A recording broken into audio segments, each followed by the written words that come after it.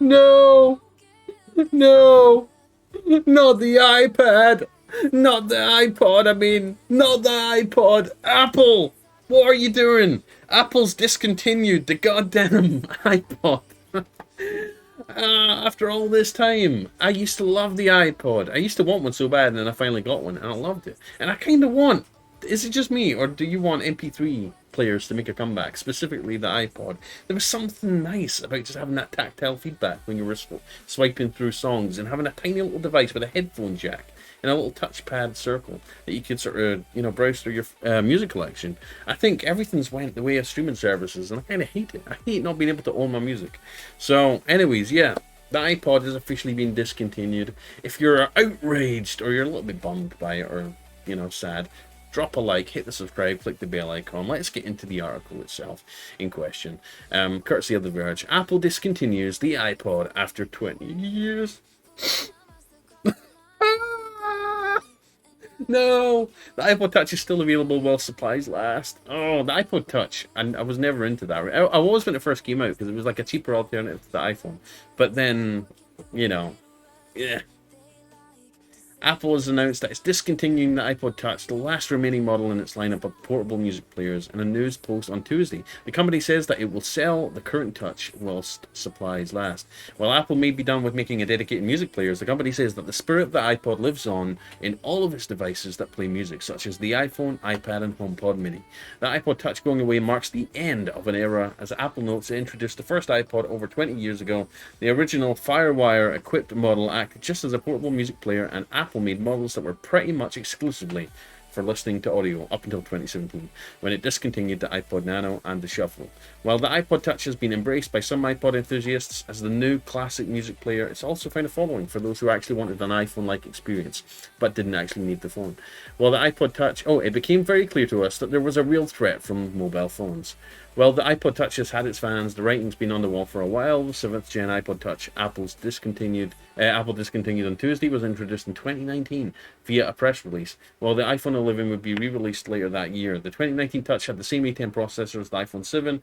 The 6th gen iPod Touch launched in 2015. Despite people like me crying for simplistic music player design for the age of streaming, the time between releases and older hardware made it clear that Apple wasn't looking to spend much time on the iPod. I keep saying iPad.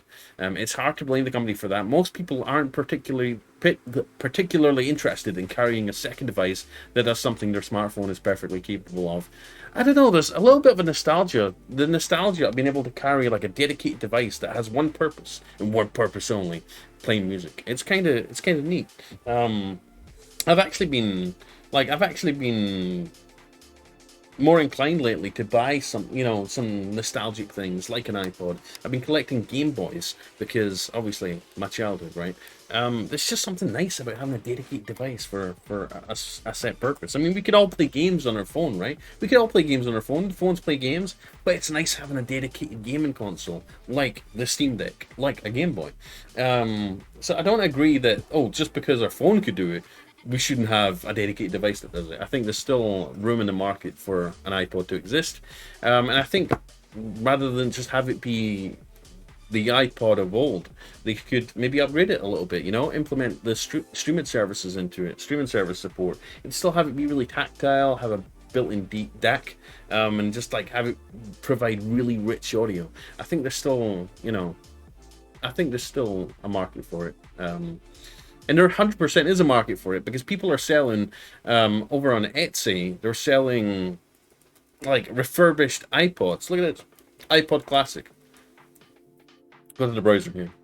People are selling refurbished iPod Classics with like micro SD support, where you can put a micro SD card inside and basically load it up with way more than what the original could support. I mean, there's still a market. Look, there's people buying these for $300. Customized iPod Classic 7th gen with an SD card or SSD personalized media player, 128 gigs to 2 terabytes. I've actually considered buying this, honestly. I just wish Apple would revive this, because I used to love this thing. Like, I just loved the glossy, like the shiny reflective metal in the back. and it just had a good weight to it. You know, if Apple made a retro like iPod with a USB-C or a Lightning port at the bottom instead of the old port, I would buy it in a heartbeat. I honestly would. I think, you know, I think it still has a space. So yeah, I'm tired of my smartphone. It'd be nice just to have a little dedicated music device with just an unlimited library of music I could fill it up with. There's a lot to be said about that still.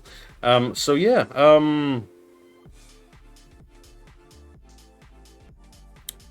so it's hard to blame the company for that. Most people aren't particularly interested. Lies. People are interested in carrying a second device because I am, and that means other people are too. The point and shoot camera market, the drying up. See also the drying up of the point and shoot camera. True. But phones are like the quickest camera that we have on our hand, like on our person most of the time, right? I mean, we don't all walk around with a DSLR. Tony Fadell, one of the developers of the original iPod, mentioned in an interview with The Verge that the iPod team knew that the iPhone could end up overtaking music players. It became very clear to us that there was a real threat for mobile phones. Future phones, they were starting to add music, MP3 playing to the cell phones that they were shipping at the time. He said Apple didn't see that as a problem, according to Fadell. At Apple, every single thing was tried, at least under Steve. Needed to ship because it was existential. You couldn't not make the iPhone successful because you were cannibalizing the iPod business. While the iPod may soon disappear from store shelves, it's hard to completely do away with something so iconic. We'll likely continue to see iPod modification projects from enthusiasts or web experiences designed to invoke nostalgia.